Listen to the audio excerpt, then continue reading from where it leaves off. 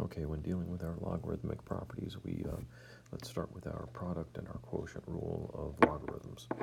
So the logarithm of base b of mn is going to be, by the product rule, the sum of log of base b m plus log of base b n.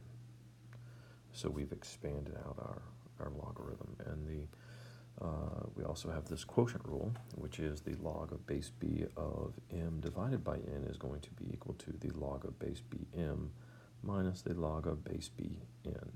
So we have our two rules that we're going to use here. So now we look at the expanded form here. We're gonna write this expression, logarithm of base 4 5x plus logarithm of base 4 3x, as a single logarithm, and we do have like bases, so we can go ahead and we're going to use the product rule over here to combine these two into one term. So we have right there a log of, sorry, let's just do this over here.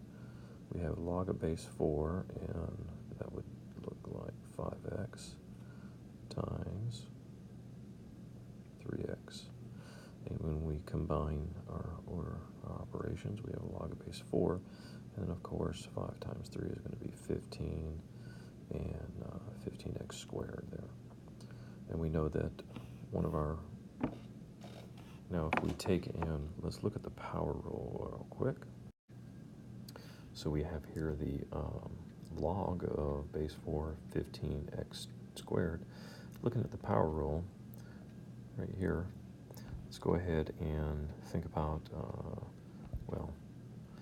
we have rewritten this log base 4, or log base b m raised to the n power is the same thing as n multiplied by log base 4, or log base b m.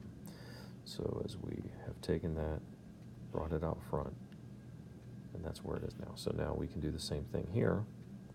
We can bring our power out here, so this would be rewritten as 2 log of base 4 and then 15